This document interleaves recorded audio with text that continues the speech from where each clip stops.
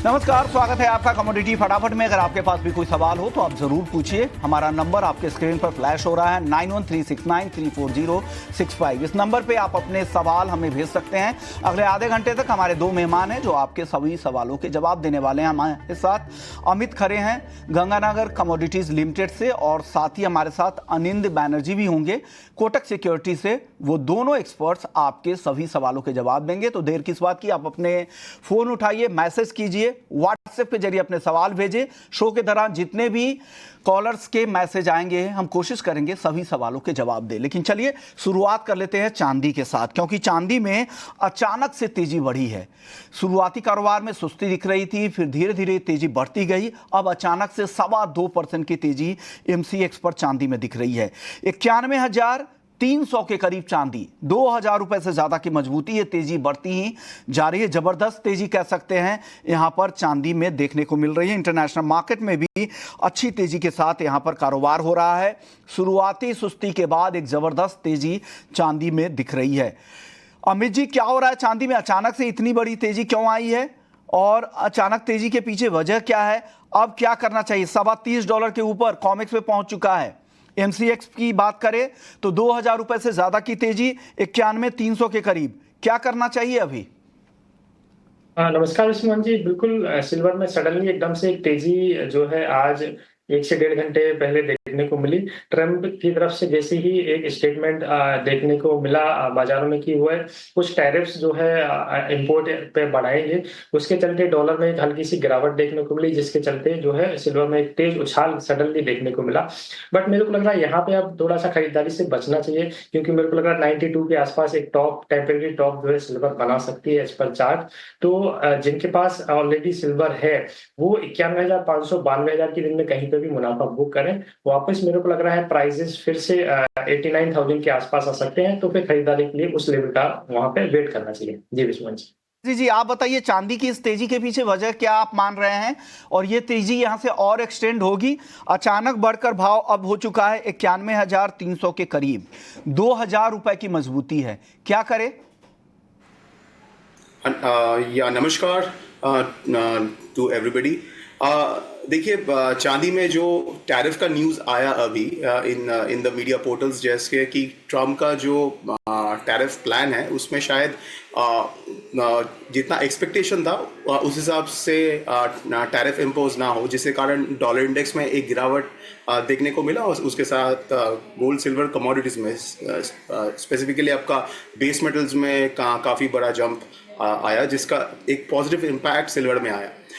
तो एक बार ये एक नीजक रिएक्शन है, और जिसके कारण पुल बैक होने का चांसेस है टुवर्ड्स 90,500 300 के आसपास, जहां पे बाइंग किया जा सकता है, क्योंकि 92,000 तक सिल्वर का जाने का गुंजाइश है। तक अभी भी यहां से तेजी की संभावना अनिंद बैनर्जी जी को लग रही है। हालांकि इसलिए आपने कॉल काफी लेट भेजे थे। 90,500 रुपए का जब लेवल दिखे तब चांदी खरीदे, अनिंद बैनर्जी जी कह रहे हैं, और 92,000 यहां तक जा सकता है। इस ट्रेड में आपको स्टॉप लॉस का ध्यान जरूर रखिएगा, क्योंकि चांदी काफी वॉलेटाइल है। किसी भी तरह के वाइल्ड मूव यहां पे देखते हैं, वाइल्ड स्विंग देखने को मिल सकता है। तो 89,500 का यहां पर एसएलवी जरूर लगा लीजिएगा। गोल्ड को लेकर अनिंद बैनर्जी जी बताइए, यहां पर क्या लग रहा है? यहां पर भी थोड़ी तेजी जरूर बढ़ी है, लेकिन चांदी के मुकाबले देखें तो बहुत काफी कम है। क्या लग रहा है, गोल्ड की तेजी भी यहां से एक्सटेंड हो सकती है क्या? हाँ, देखिए, गोल्ड मतलब डॉलर इंडेक्स के साथ डायरेक्टली ये लिंक्ड है, और डॉलर इंडेक्स में काफ़ी हद तक ओवरबॉट हो चुका था, जो ईयर एंड में एक रैली देखने को मिला, जिसके कारण गोल्ड में भी एक फॉल हो चुका। So overbought in dollar index, oversold in gold, ये कंडीशन में गोल्ड में जो राइज अभी हम लोगों को दिख रहा है, हो सकता है ये 78,300 78,500 तक कंटिन्यू रहे। इसके लिए गोल्ड में बाय ऑन डिप्स किया जा सकता है, क्योंकि गोल्ड में जो वॉलेटिलिटी रहेगा वो सिल्वर के मुकाबले कम रहेगा। तो जो सेफ इन्वेस्टर्स है, जो थोड़ा सा कम रिस्क एपेटाइट है, वो गोल्ड में फोकस कर सकते हैं इंस्टेड ऑफ सिल्वर। तो ये गोल्ड पर आपकी राय क्या है अमित जी? ट्रेडिंग के लिहाज से विष्णु जी देखा जाए तो मेरे को एक बिकवाली का ट्रेड समझ में आ रहा है। यहाँ पे हमने 77,500 पे ऑलरेडी एक सेल का ट्रेड दिया भी हुआ है, तो 77,500 के करीब फरवरी वायदा गोल्ड में इंट्राडे के लिहाज से एक बिकवाली का ट्रेड ट्रेडर्स को करना चाहिए। 77,800 रुपए का स्ट्रिक्ट स्टॉप लॉस लगाए। नीचे में मेरे को लगता है शाम तक वापस फिर से 77,000 के भाव देखने को मिल सकते हैं। जी चलिए अब सवाल जवाब भी ले लेते हैं, बीच बीच में आपसे अलग अलग कमोडिटीज पे भी राय लेते रहेंगे।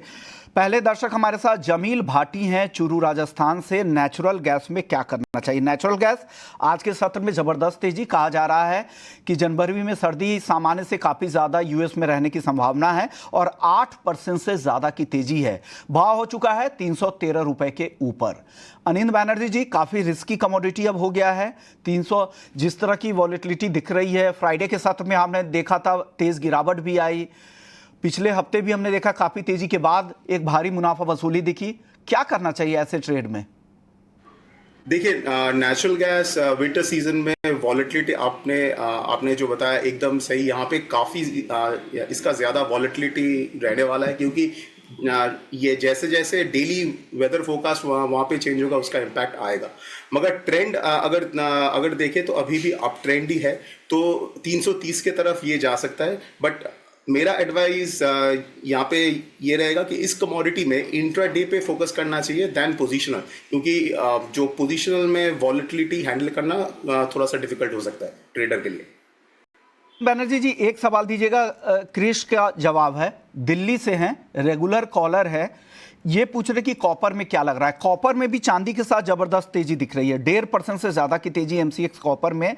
भाव अब 812 रुपए के ऊपर आ चुका है। क्या लग रहा है, कॉपर में यहां से और तेजी बढ़ेगी या अब इस भाव पर रिस्की हो गया ट्रेड लेना? अनिंद बैनर्जी जी, आपसे था। अच्छा, हाँ देखिए, कॉपर में भी वही आज जो ये आपका एक रूमर बोल लीजिए या न्यूज़, उसके हिसाब से एक नीजर्क रिएक्शन है। ऐसा कोई फंडामेंटल चेंज तो बेस मेटल मार्केट में हुआ नहीं है, क्योंकि चाइना का जो इकोनॉमिक सिचुएशन है वो वीक है और ट्रम्प का जो टैरिफ प्लान है वो पता चलेगा आफ्टर ही कम्स इन। तो अभी के लिए 820 एक अपर कैप है, तो 820 के आसपास अगर कॉपर आता है ये रिलीफ रैली में, तो वहाँ पे शॉर्ट किया जा सकता है, क्योंकि 825 830 में काफ़ी स्टिफ रेजिस्टेंस है कॉपर प्राइसेस में। ओके, चलिए अब अगले दर्शक का सवाल ले लेते हैं। विनोद कुमार हैं दिल्ली से। क्रूड का 6,350 के स्ट्राइक का कॉल इन्होंने खरीद रखा है 122 रुपए पर। क्या ये इस कॉल में बने रहने में फायदा है क्या अमित जी? बिल्कुल इनको बने रहना चाहिए, क्योंकि इन मनी ऑलरेडी जो है इनका कॉल हो चुका है, 6350 का स्ट्राइक है। अब इनको एक trailing stop loss 6300 as per future maintain करके चलना चाहिए, और जैसे ही भाव 6440 के आसपास आते हैं तो जो भी इनका ऑप्शंस का प्राइस हो वहां पे इनको एक बार मुनाफा बुक करना चाहिए। ओके, अगले दर्शक है नरेश हैं चेन्नई से। सोना चांदी मौजूदा भाव पर खरीदना सही होगा क्या? अनिंद बैनर्जी साहब, आपको क्या लग रहा है, करंट लेवल सही है क्या सोना चांदी खरीदने का? अगर नहीं है तो किस भाव पे खरीदना चाहिए ये भी बता दीजिएगा। हाँ देखिए, ये एक न्यूज़ ड्रिवन एक रिएक्शन है मार्केट में, तो रैली हो चुका है जस्ट कॉमिक्स के पहले, तो इस भाव पे तो एंटर मैं सजेस्ट नहीं करूँगा ऑन द लॉन्ग साइड। जैसे मैंने पहले बताया, मुझे डिप का एक्सपेक्टेशन है। गोल्ड में करीब करीब 71,100 के आसपास एक बेटर लेवल रहेगा, और स्टॉप लॉस आप 76,900 के नीचे रख सकते हो। और सिल्वर में आपका 90,500 300 के आसपास, वहाँ पे भी एक डिप के बाद एंट्री करना बेटर है, क्योंकि आपका जो स्टॉप लॉस है आप अगर अभी एंटर करोगे तो काफ़ी बड़ा हो जाएगा, क्योंकि 92,000 एक स्टिफ रेजिस्टेंस है इसके लिए। चलिए, तो ये सलाह आपकी तरफ से आ गई है। चलिए अगले दर्शक का सवाल देख लेते हैं कि अगले दर्शक हमारे साथ हर्ष हैं जयपुर से। इन्होंने भी नेचुरल गैस पे सवाल भेजा है। अमित जी, नेचुरल गैस आपको कैसा दिख रहा है? यहाँ पर 8% ऊपर है, अब इनको क्या करना चाहिए हर्ष को? बिल्कुल, प्राइसेस ऑलरेडी अभी 8% ऊपर है। मेरे को लग रहा है कि 317 320 ये रेंज में एक बार इसमें रिवर्सल हो सकता है। हालांकि ट्रेंड फेवर में है, फंडामेंटल भी फेवर में है, मौसम भी फेवर में है, तो थोड़ा सा डिप्स का इनको वेट करना चाहिए, क्योंकि रिस्क एंड रिवार्ड रेशियो मौजूदा भाव पे जो है फेवर में नहीं है। 308 के आसपास अगर प्राइसेस मिलते हैं तो ये 302 रुपए के स्टॉप लॉस का खरीदारी कर सकते हैं 317 320 के टारगेट के लिए।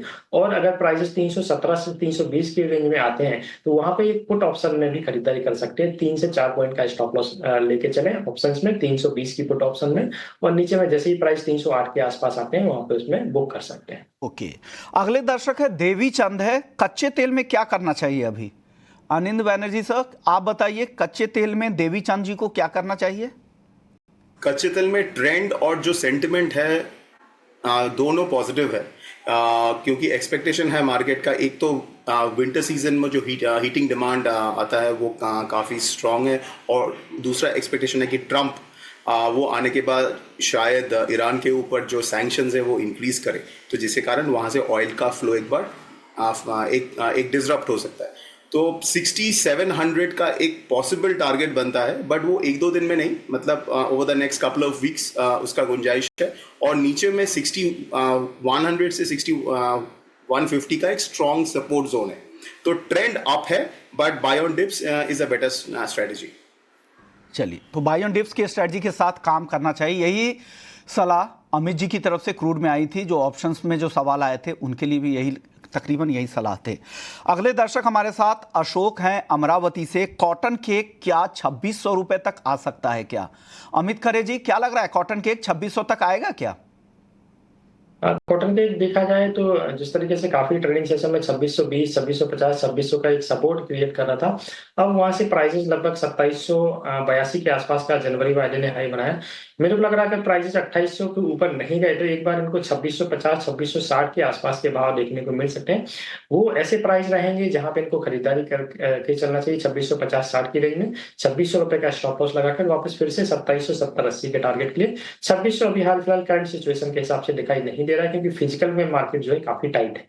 ओके, चलिए अगले दर्शक का सवाल ले लेते हैं। प्रवीण हैं पुणे से, धनिया में क्या करना चाहिए? धनिया हालांकि कुछ सत्रों से मुनाफा वसूली यहां पर देखने को मिल रही है।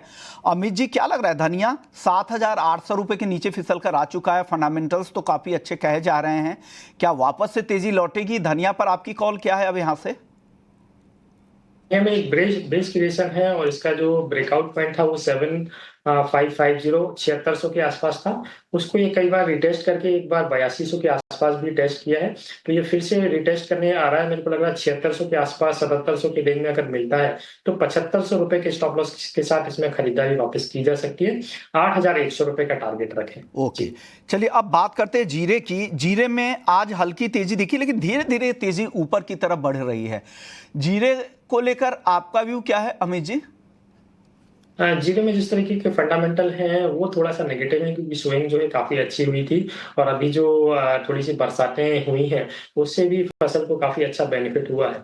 तो थोड़ा सा बाइंग साइड अभी अवॉइड करके चलना चाहिए। नीचे से एक 1200 पॉइंट की रिकवरी ऑलरेडी आ चुकी है। जनवरी वायदे के हिसाब से 24,800 जो इसका आज का है उसके आसपास बिकवाली करके चले।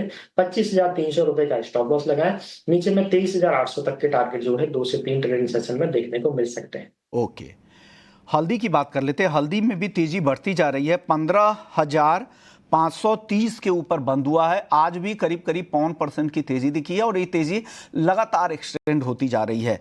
खबर ये है कि जो मराठवाड़ा का एरिया है वहां पर यील्ड को लेकर चिंता बनी है। फसलों की स्थिति जो पहले कही जा रही थी कि बहुत अच्छी फसल है, सोइंग भी काफ़ी ज़्यादा हुई है, लेकिन सोइंग जितना ज़्यादा हुआ है उतना ही यील्ड को नुकसान होने की आशंका जताई गई है, ऐसा वहाँ के जो ग्राउंड के एक्सपर्ट्स हैं वो कह रहे हैं।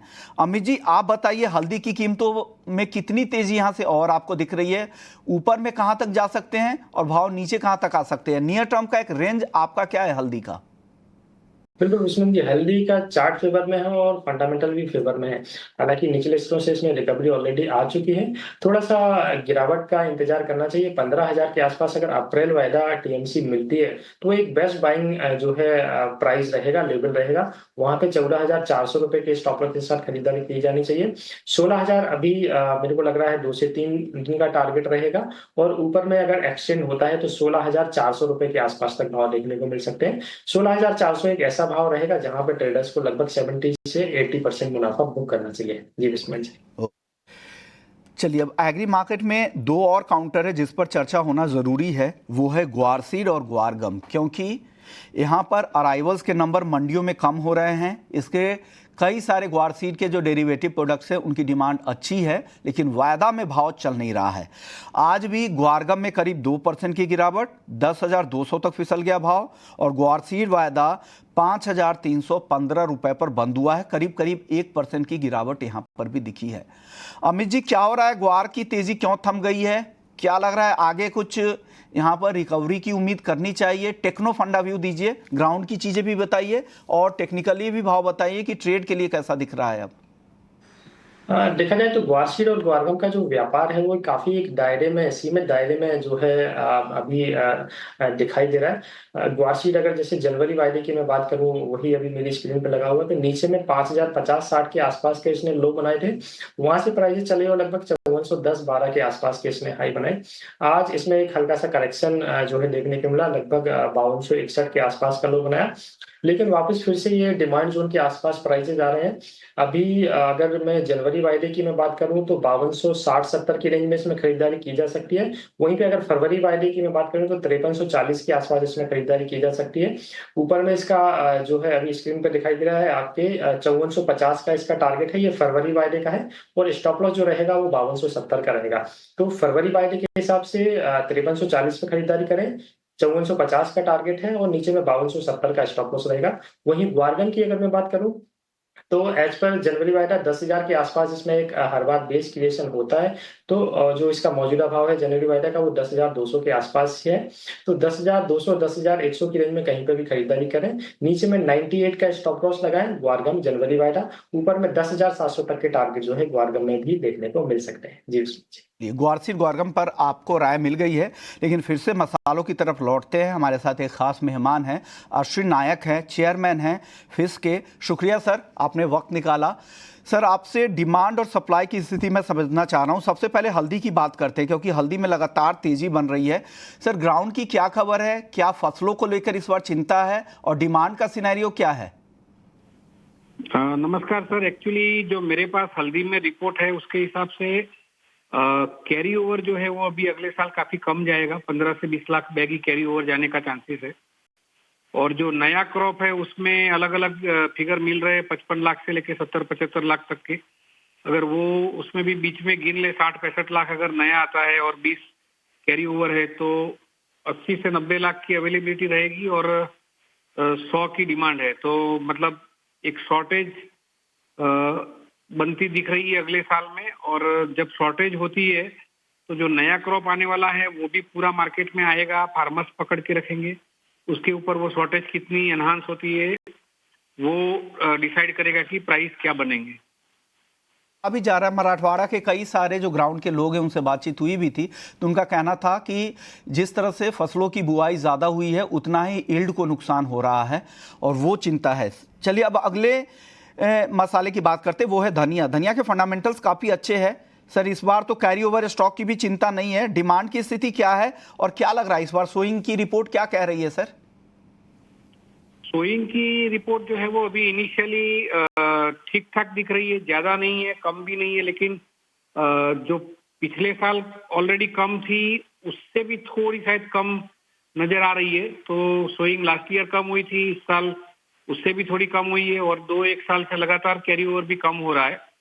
और मेरे ख्याल से इंडिया के जो प्राइस है वो पूरे वर्ल्ड में काफी कॉम्पिटेबल है। और अगली ये जो गया हुआ साल है, मतलब ये अगले नया क्रॉप की जो मार्केटेबल अराइवल शुरू होगी उससे पहले अपना एक्सपोर्ट का फिगर ये साल काफी अच्छा देखने को मिलेगा। तो लग रहा है कि यहाँ से धनिया का एक्सपोर्ट बढ़ सकता है, भाव कॉम्पिटिटिव है, ये एक अच्छी जानकारी है। हम तो लगातार ये बता ही रहे हैं कि इस बार कैरी ओवर स्टॉक की चिंता नहीं है धनिया में और हल्दी में, और सोइंग के आंकड़े लगातार दूसरे सीजन कम हैं। चलिए सर, अब जीरे की बात करते हैं। जीरा काफ़ी समय से रेंज बाउंड है, क्या हो रहा है सर? डिमांड बिल्कुल मार्केट में कम है या किसान अभी भी मंडियों में माल ला रहे हैं, क्या खबर है सर? जीरा में बस यही चाल पिछले 3-1 महीने से चल रही है कि जब भी बाजार थोड़ी बढ़ती है तो अराइवल बढ़ती है, क्योंकि किसानों के पास लास्ट ईयर की क्रॉप अच्छी थी और माल जो स्ट्रॉन्ग किसान थे उन्होंने होल्ड करके रखा हुआ है। तो जैसे ही बाजार बढ़ती है तो उनकी अराइवल होती है और वो अराइवल के प्रेशर में मार्केट वापस थोड़ा उसी लेवल पे आ जाता है। लेकिन अभी जो क्रॉप के रिपोर्ट आ रहे हैं वो मेरे ख्याल से लास्ट ईयर की कंपेयर में गुजरात में काफी कम दिखा रहा है, राजस्थान ज्यादा दिखा रहा है। लेकिन मेन कंसर्न रहेगा वो वेदर का है। जैसे वेदर शुरू में जर्मिनेशन साइड टाइम पे भी प्रॉब्लमेटिक था, बीच में एक ठंडी का अच्छा राउंड आ गया, लेकिन वापस गर्मी नजर आ रही है। तो अभी जीरा जब तक बाहर आए तब तक वेदर क्या रहता है वो उसके ऊपर बहुत डिपेंड करेगा। सर अब आखिरी सवाल अश्विन नायक सर आपसे, मैं भाव पे नहीं पूछूंगा, लेकिन तीनों मसालों में कहां आपको लग रहा है जो ज्यादा अट्रैक्टिव हो, जहां लग रहा है कि प्रोस्पेक्ट ज्यादा है, जो ऊपर की तरफ जा सकते हैं? मेरे हिसाब से जैसे ही अपन ने नंबर वाइज जो आपने प्रोडक्ट ली, उसी नंबर में सबसे अच्छी हल्दी दिख रही है, सेकंड नंबर में धनिया दिख रहा है, उसके बाद जीरा दिख रहा है। तो ये फंडामेंटल्स है। हल्दी इनको लग रहा है कि प्रोस्पेक्ट यहाँ पर ज़्यादा है, वहाँ पे संभावनाएं ज़्यादा दिख रही है। उसके बाद धनिया और जीरा, जैसे हमारे बाकी एक्सपर्ट्स भी कहते आ रहे हैं कि ये रेंज में ही रहने वाला है। भले ही फसलों को लेकर चिंता हो, लेकिन कैरी ओवर स्टॉक भी इस सीज़न काफ़ी ज़्यादा है। शुक्रिया सर, आपने वक्त निकाला। तीनों ही मसालों में क्या हो रहा है, ग्राउंड की स्थिति क्या है, डिमांड सप्लाई की स्थिति क्या है, एक्सपोर्ट्स के नंबर आगे किस तरह के रहने वाले हैं, तमाम मुद्दों पर चर्चा की। चलिए आगे बढ़ते हैं। अब बात कर लेते हैं वापस से अपने दर्शकों के सवालों के, क्योंकि कई सारे सवाल हैं जो यहाँ पर लगातार आ रहे हैं। अगले दर्शक हमारे साथ रमेश हैं, रायचूर कर्नाटका से। चांदी इन्होंने इस अचानक आई तेजी में बेच दिया है 91,240 मेगा लॉट, और सिल्वर मिनी को सेल किया है 89,300 में। अनिल बैनर्जी जी बताइए, सेल पोजीशन इन्होंने बना ली है करंट लेवल पर, क्या करना चाहिए रमेश जी को? देखिए क्योंकि आज का डे हाई है 91,480, तो इसमें आप डे हाई के ऊपर एक स्टॉप लॉस रख सकते हो, क्योंकि डे हाई क्रॉस होता है कॉमेक्स में, तो वो क्लियर इंडिकेशन है कि ट्रेंड अभी अपसाइड में है। जनरली ये एक प्राइस एक्शन का इंफॉर्मेशन है। तो जो डे हाई है 91,500 के ऊपर स्टॉप लॉस रख के 90,500 एक सपोर्ट है, उसके बाद 90,000 के आसपास सपोर्ट है, तो वहाँ पे कवरिंग किया जा सकता है। ये सलाह आप दे रहे हैं। अगले दर्शक नवीन कोठारी है, ये भी चांदी पर ही पूछ रहे हैं। चांदी इतना वॉलेटाइल है, इस वजह से लोगों को अट्रैक्ट कर रहा होगा, लेफ्ट आउट फीलिंग भी आती है अगर किसी भी सिक्योरिटीज़ में अगर बहुत ज़्यादा अचानक तेजी आ जाती है। नवीन जी भी पूछ रहे कि चांदी में क्या करें। आप अमित जी बता दीजिए नवीन जी को, इसलिए कि अनिल बैनर्जी जी ने कई बार चांदी में अपनी कॉल दे दी है, एक बार फिर से आप अपनी कॉल बता दें। जैसा कि अभी थोड़ी देर पहले ही डिस्कस किया था, 91,200-300 का भाव था। फ्रेश खरीदारी से बचने का सलाह दी गई थी। तो अभी भी मैं वही बोलूंगा, क्योंकि 92,000 की चांदी अभी लग रहा है कि रिसेंट में चलती हुई नजर नहीं आ रही है। ये जो इवेंट बेस्ड तेजी आई है, ये कहीं ना कहीं एक बार के लिए रुकेगी।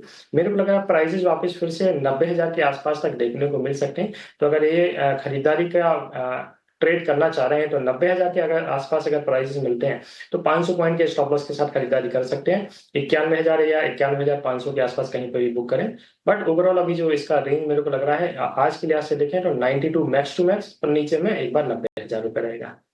छोटा जवाब दीजिएगा अनिल बैनर्जी जी। आखिरी सवाल है ये, गोपाल दिल्ली से 77,320 77,320 पर इन्होंने खरीदा है, टारगेट क्या होगा सर? आपका होगा 77,600 के आसपास, यानी यहाँ से 300 रुपए ऊपर, करीब करीब 280 रुपए ऊपर। एसएल क्या लगा ले बैनर्जी साहब? तो एसएल आपका रहेगा 77,100 के नीचे। ओके 77,100 का तो छोटा दायरा है, उस दायरे में ही ट्रेड करने की सलाह यहाँ पर अनिल बैनर्जी जी की आ रही है। शुक्रिया सर आप दोनों मेहमानों का, आप लोगों ने वक्त निकाला, हमारे दर्शकों को फटाफट कई सारे सवालों के जवाब दिए। जो भी सवाल रह गए हम कोशिश करेंगे आगे आने वाले अपने इस हफ्ते के शो में उसे शामिल करें। तो कमोडिटी फटाफट में फिलहाल इतना ही, लेकिन बाकी खबरों के लिए आप बने रहिए हमारे साथ। नमस्कार।